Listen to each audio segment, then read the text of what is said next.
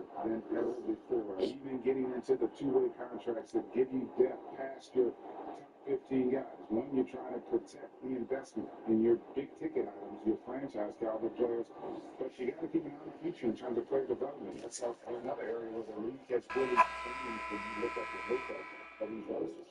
Excellent. Now let's take a look at Denver's opening lineup. The backcourt is Murray and Hill. Millsap and Jokic, the big man. And it's Cook at the small forward. And for the Celtics, Hayward at small forward, and Tatum at the four. Walker and Brown, they're manning the backcourt. And it's Spencer in at the center position. And Walker seemed unbothered by the defense. They're very creative with the rock in his hand. Pass to Jokic. Jokic tries the double. Here's Murray. He's looking for Porter and finds him. Good, and the assist goes to Murray. Porter Jr. has a unique combination of size and skill, and as a result, he's able to beat defenders in the catch and shoot game. On the wing, Brown. He's the long-range jumper. And that's exactly what he's looking for. Brady, the triple. And so it's Murray who brings the ball up for the Nuggets. It's a three-point game. Last time they met was in Denver. Painful to watch, guys. You could see the frustrations mounting, unable to get into any kind of a rhythm whatsoever. Yeah, they had no answer for it. They simply got outplayed and outworked. Now Hayward, following the three-point attempt by Jamal Murray. It's up a three, and it's Hayward. It's on the assist by Brown. Brown's just a super athlete, folks, but he's got excellent skills as well. Tremendous floor general. Millsap trying to get open, and he drops in the layup off the glass. And once he got to the 10, I think he was surprised to find himself back. Well, this early, they should be showing a lot more energy on defense. Nuggets are going 2 or 3 here to start out the game. And if you're throwing up your starting five, the team, their national confidence, Murray makes a strong case. This guy is fearless. Oh, shit. Cancer against Porter. Shoots over Cancer. And that one off the back of the rim and in. Well, you must respect Porter Jr.'s scoring ability. I mean, he is terrific connecting from the mid-range. And Murray, we know, can be free good range, but 30% for his career from three-point range. Of course, the degree of difficulty pretty high on a lot of his shots. Off the bounce with a hand in space. And he's more than a shooter, a versatile scorer who can get it done in a variety of ways. Millsap has the open look. That's it, and coming off the assist from Jokic. Decisive on the catch-and-shoot jumper from Millsap. He's not going to let that opportunity go to waste. Brown outside. Hayward from outside. Drills it from outside. Hayward shot 6.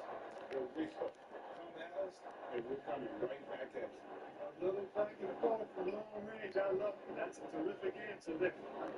Now, here's Jokic. It's good. Well, he is looking confident. Love how they're using him so far. And you know what? They're going to keep using him. I mean, he'll be the centerpiece of their offense today. You can bank on that. Well, that's Jokic with the rebound.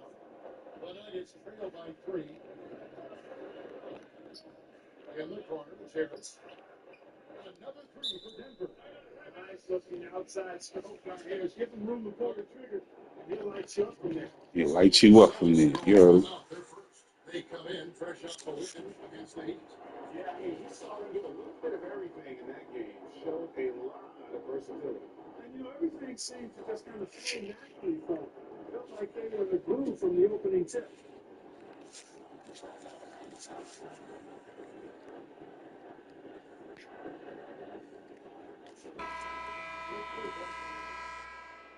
Tice is checked in for Cancer. Williams comes in for Tatum. Marcus Smart's checked in for Gordon Hayward. And Brett Wanamaker is subbed in for Walker on the wing run.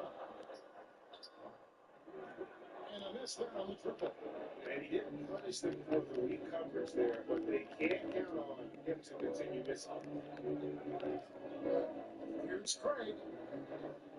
On this that time, who would put him up All the time in the world to get that on. and stolen by Bonwell. Morris Morris looking over the floor. Pass to Motley. Out to Morris. From deep. Rebounded by the Celtics. We've got 1:48 left in the first. Offensive rebound. Beyond the arc. Smart misses. Denver's down just 2 of 6 to fall from three-point range so far in the first. And tonight he sends it right off the glass. Brown outside.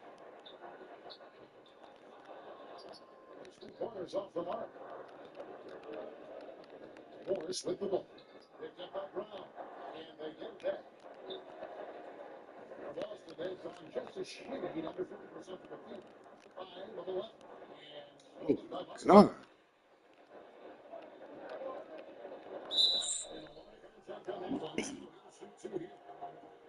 where Boston sits right now, Kevin, in the current league ranking. You said it all right there. The hottest shooting team in the league. And that tells you not only are they shooting it well, but they're also focused on creating terrific opportunities for one another. By one. The Celtics making a switch here. Corey Hayes checked in. Good on both. There's a minute left to play in the first. And so Wanamaker will bring it for the Celtics. It's Brown on the wing. Trying to hit the crowd. And finished off by Brown. Hey, I don't think there's any excuse for allowing Brown to get that deep. I mean, he's brilliant at throwing it down if the defense doesn't stop him. Now here's Barton. He's gotten some minutes, but nothing on the board yet.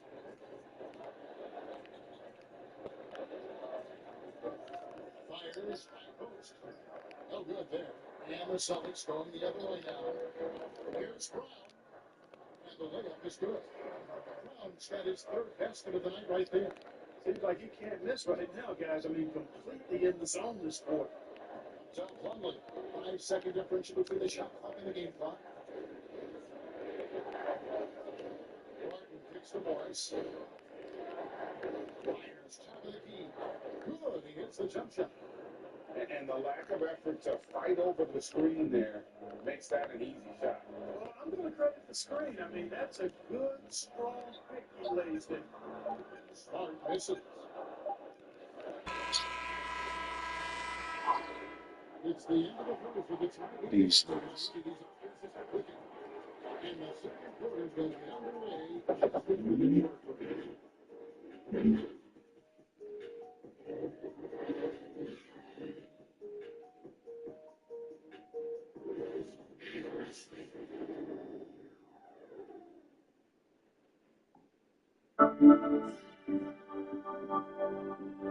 Hey guys, welcome to the Liberal Hive Mind channel, so we focused on exposing the abundant hypocrisy of the left. And of course, here's the meme of the day, brought to you by 5mind.com. Okay, well, it's been a really interesting news story, to say the least, of the last week. But if you thought that it couldn't get any better for it, and worse with the acting some of the stuff that people are covering, I thought, I guess, it couldn't get any crazier.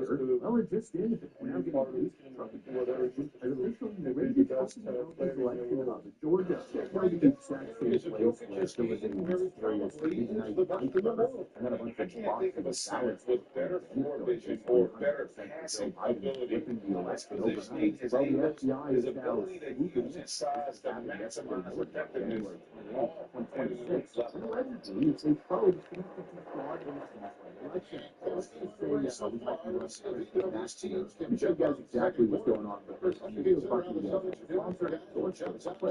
video is brought to you guys by Stretching out the floor. Donald Trump is back They in the had White to House. be America's on track to make the biggest economic revival of the economy is likely to surge.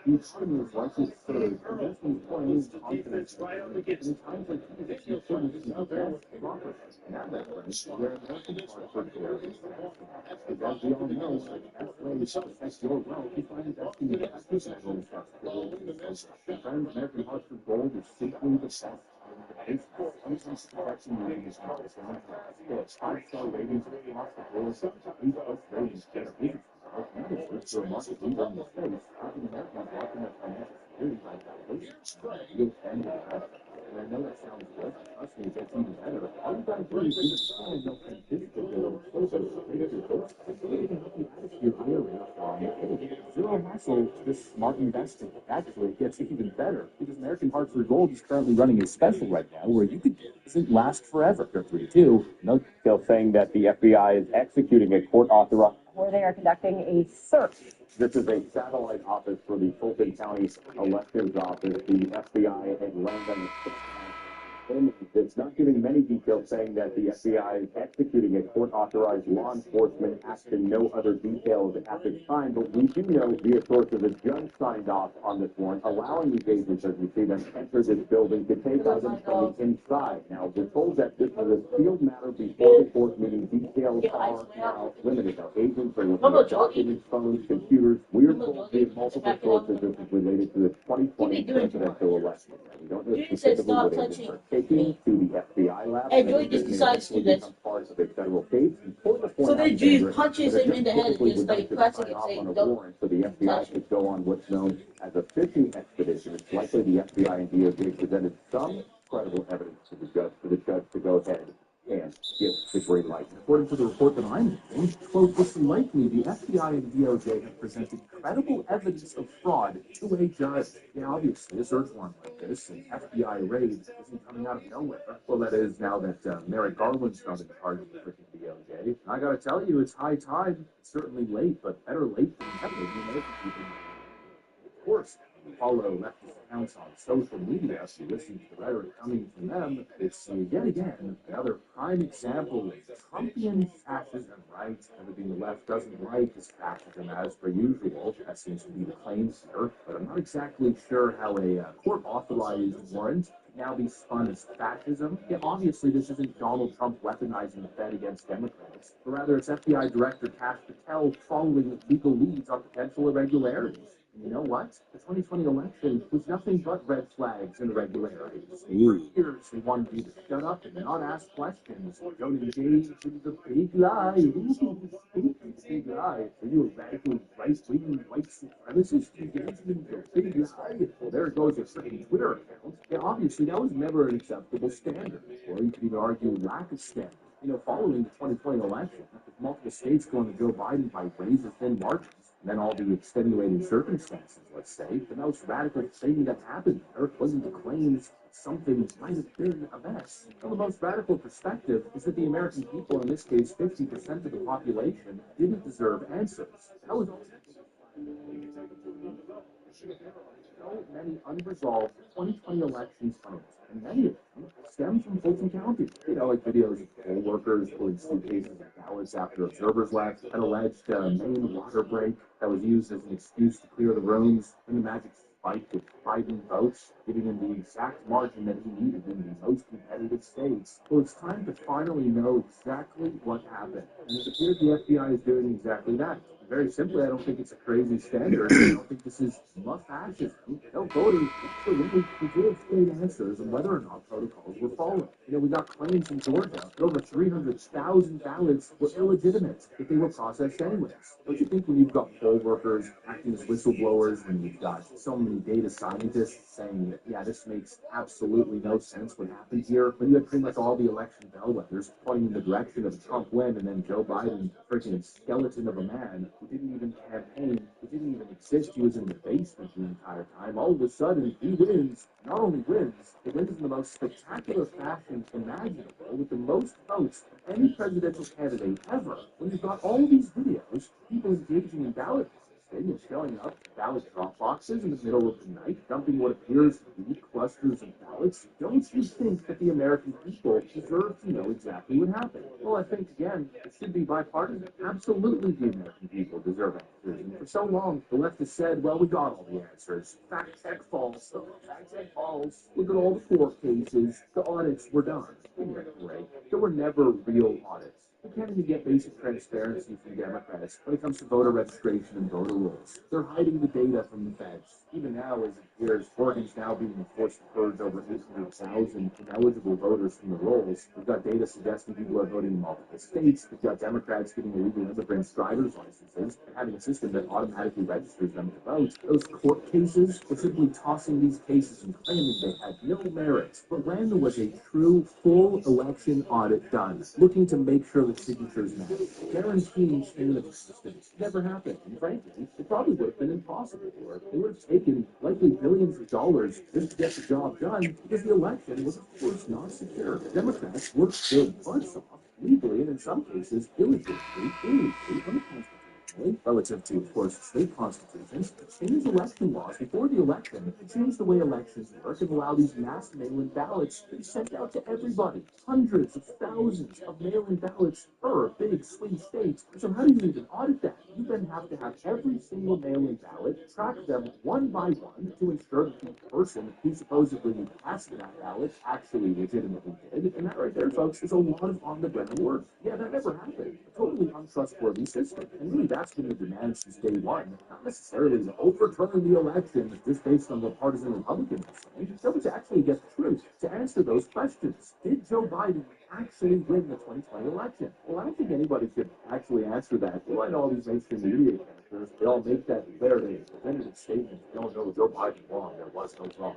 But if you're an actual honest human being, you cannot say that with a certainty. You cannot make that claim absolutely. And I sit here asking myself, why? Why is that the case? Don't you think, the issue of American democracy so sacred that it should have, some guarantee of legitimacy? Why is that such a controversial topic to all these left-wingers and mainstream media pundits? You're just supposed to assume that everything was done by the books, that all the mass mail-in ballots were totally legitimate, there was no issue of mass illegal voter harvesting? That's an unacceptable standard. Elections should be secure, they should be guaranteed. Democrats are fighting tooth and nail against it. And, likely still to this day, Senator John Thune just confirmed that he's actually going to be moving forward to say that. For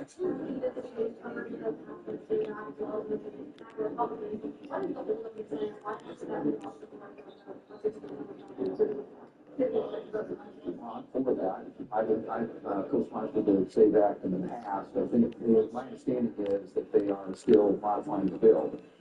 It includes right now the requirement that you be a citizen or registered to vote, but it doesn't include the requirement that it's people. Somebody goes on the ballot box to vote. That's not currently covered in the bill, so that's being fixed and addressed. And I think the new bill that comes out will deal with that.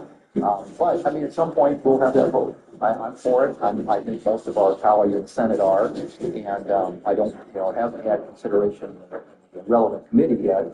But I know there's a high level of interest among the members, and get everyone to say that. These are much needed election reforms that need to be passed, federally mandating voter ID, doing away with this mass mail-in ballot stuff. These are important things to make sure that elections are secure and safe, but the Democrats are going to fight tooth and nail against that. They're going to claim voter suppression. You just don't want black people and whammons to vote in elections. It's an absolutely idiotic response, an idiotic standard, but probably more accurately, I think it's an unacceptable standard.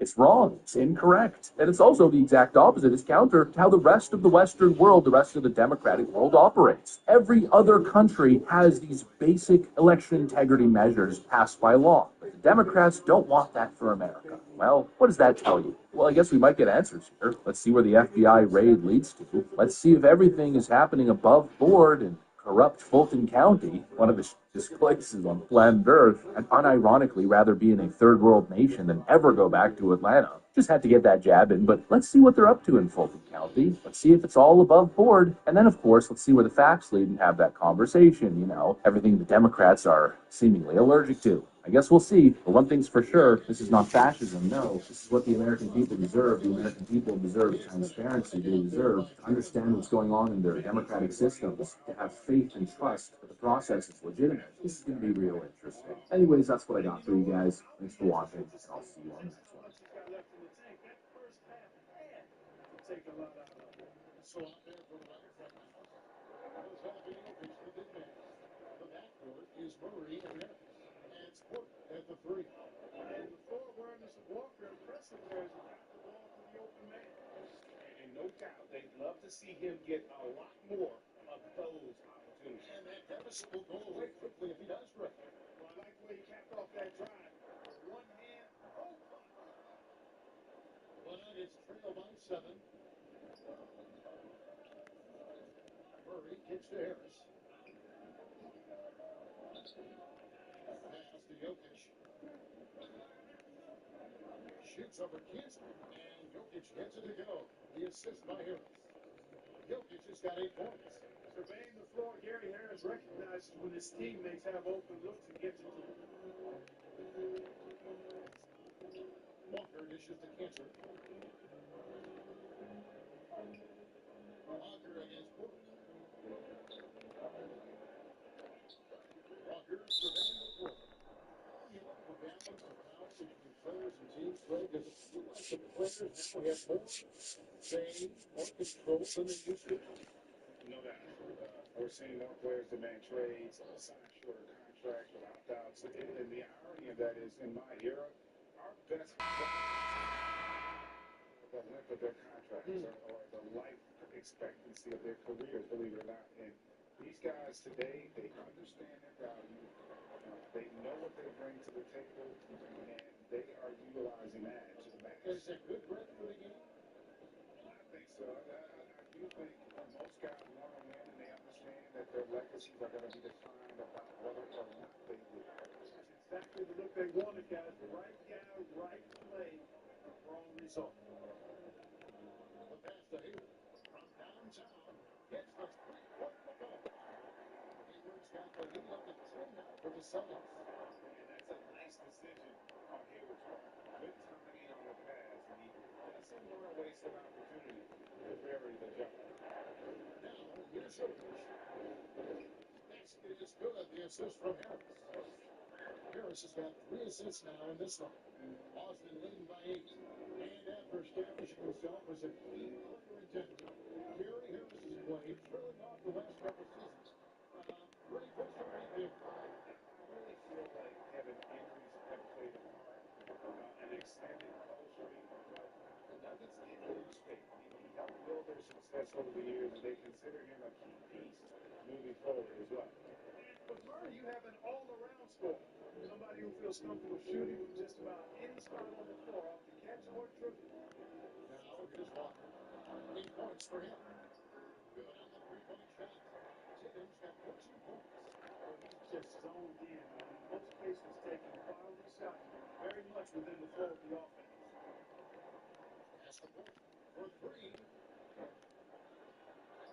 Look at it there. That one's in there for Boston. It's got down now to just 9. And the basket from Jokic. And he is starting to turn it on now after that slow start. Time called here. The Celtics decide to talk it over. And drafted with the 41st pick back in 2014. Of a sleeper pick. He was actually asleep when the Nuggets drafted him. The story goes on that his brother called him up trying to congratulate him, and Nico hung up in his face. How about that? Didn't hear the news until the next morning. He certainly has a different way of doing a couple things. There's no denying he's got a lot of game, man. It's fun to watch. And here is Morris. Jason Tatum getting a shot to go from deep. The drive by Jokic. And it's in after a nice bounce off the right side. Jokic has got 10 points in the quarter. And obviously his momentum from the last game has carried over here tonight. You know, that's how it goes with them. I mean, these hot streaks, guys, don't last minutes. They last days.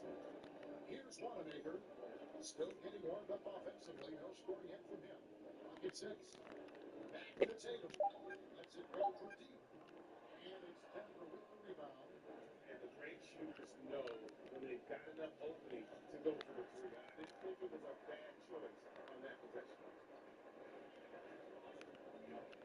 Double by Plumlee. Knocked away. Over to the left wing. This ball moving by Boston. Nailed from three-point land. Smart's got 9. And for record scorekeeping, I have to imagine it was a topic of discussion at halftime. Certainly. I mean, they saw a weakness in the perimeter defense and took advantage of it. Now, Oh, here's Jokic. 14 points for him. Oh, that's no good. Well, the defense got lucky there with them missing. They don't want to chance that again. Smart. That one, no good. And Denver the other way now. 104 left in the third quarter of the game. Irish from deep. And the ball goes out of bounds. That's by Plumlee. And for a look at how the competition stacks up right now. These, the new power rankings, they tell a great story. You look at the Raptors. They've achieved some upward momentum, climbing to the 5th spot on the board. And for Boston, they're just so locked in right now. It doesn't matter who they're playing. I know it's still early in the season, but they may turn out to be the team to beat. The Nuggets trail by 13. They've been struggling here on offense. Yeah, a bit of a dry spell for sure. On the wing, and Cancer pulls it down. Cancer's got 7 rebounds in the game. Here's Wanamaker. He doesn't hit that one. Plumlee with some nice D. Craig passes to Morris. 15 seconds left to play here in the third.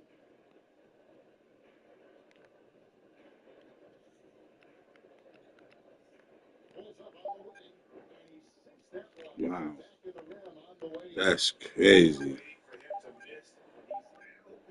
He's now going to be a hit. In the third quarter, a double-digit deficit. Plumlee took the one back. It's the Celtics up by 11. And coming up as soon as we return from break, the fourth quarter is underway. Moments ago from the 100, let's listen in on Coach Mike Malone.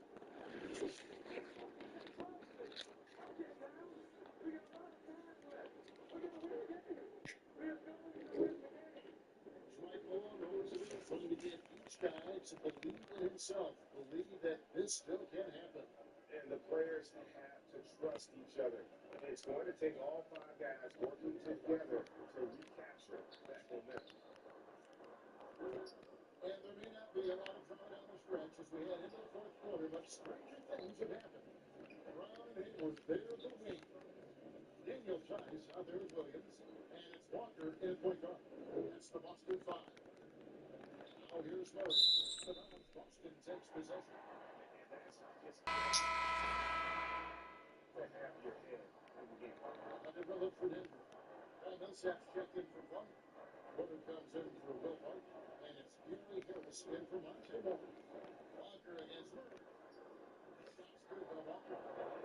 Despite the slight frame and slim build, Walker has good strength. I mean, he's determined to get to the basket, even when they get physical with him.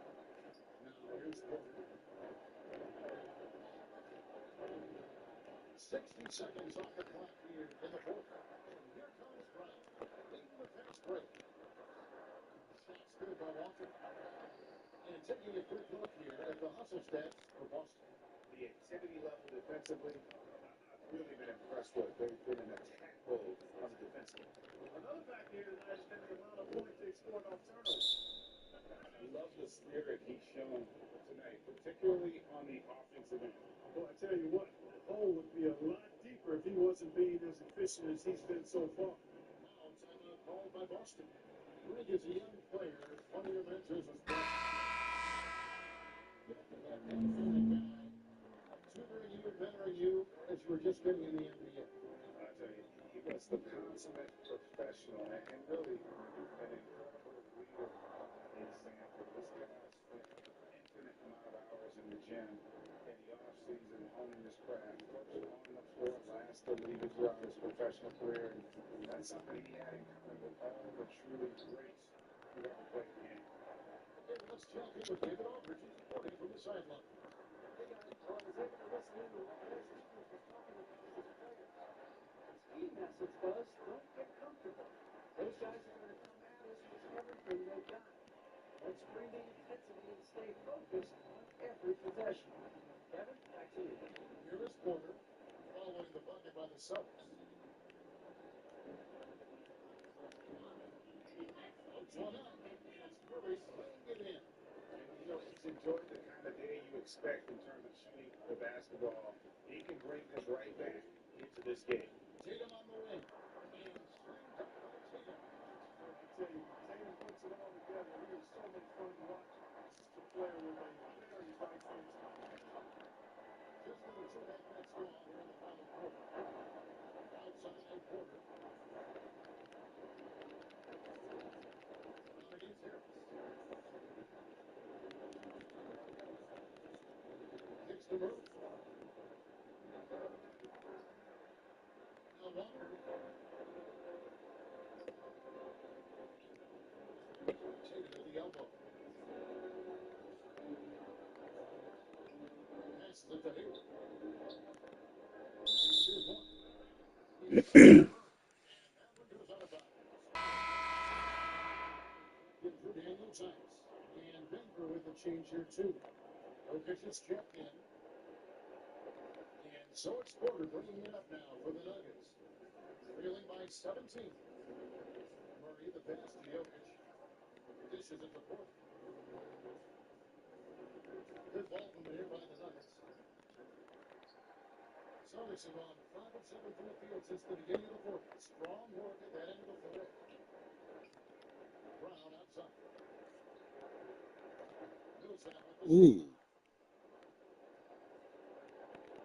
to the middle. Here's Porter. And finished off by Porter. I really like seeing this from Murray.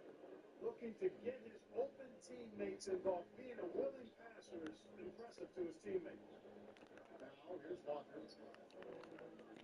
On the wing, Brown. Back to Walker.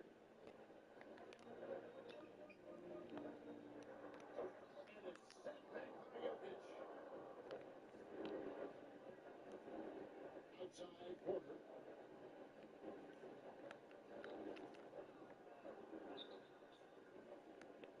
Rebound by the Celtics. Panthers got rebound number 8 here tonight in the game. Hayward on the wing. That falls. Time for Walker. Walker's got 10 assists here tonight. So active. Time call here. The Nuggets decide to talk it over. They're trailing by 18. A minute 50 left in the fourth quarter.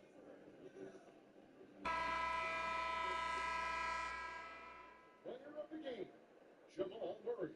Well, he's got his field goal percentage in the high 50s, and that says a lot about how well he's been able to kind of exploit the gaps in the defense. His motion, his ability to find open spots on the floor, you can definitely see the difference.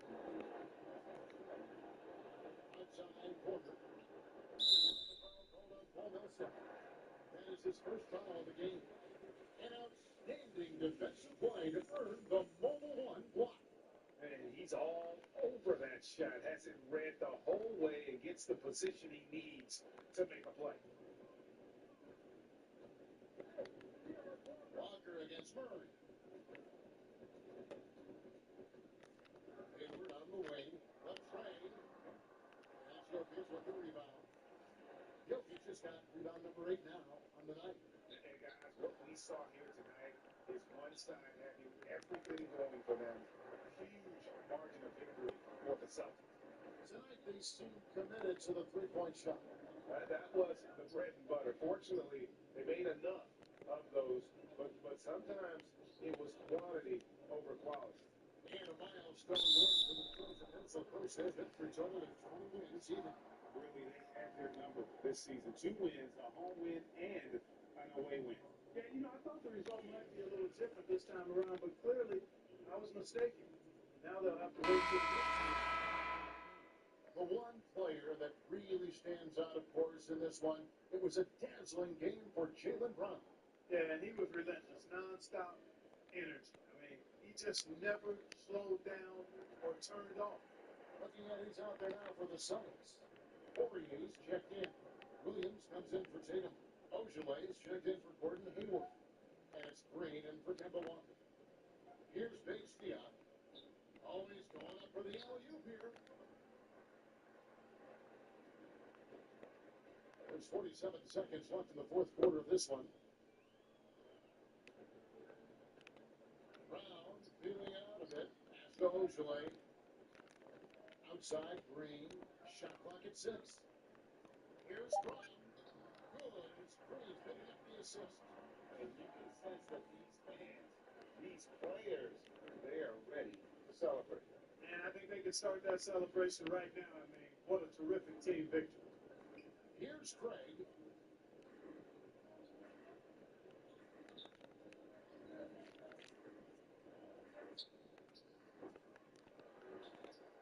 Plumlee, the pass to Bates Dion. Here's Craig. The pass to Bates Dion. Bring the start. Well, it's a tale of two teams tonight. One that was in total control, operating flawlessly. The other just searching for answers that they could never find. I mean, the energy here is just so tremendous. Fans involved from the get-go, and once they started to really pour it on, it was fun to see that rhythm and flow from their perspective. And now let's catch up with David Aldridge, who's standing by from the sideline. All right, Dave. Here with Gordon Hayward. Gordon, great effort for you guys tonight. You get the win. We did. We guarded extremely well. All around happy by everybody. Great game. I thought we really moved the ball. Great win. Excellent inside-out defense, Gordon. Congratulations. Back to you, Kevin. And back here as always. And that'll do it, folks. For Greg Anthony, Clark Kellogg, and David Aldridge, this is Kevin Harlan saying thanks for watching. And we'll see you next time.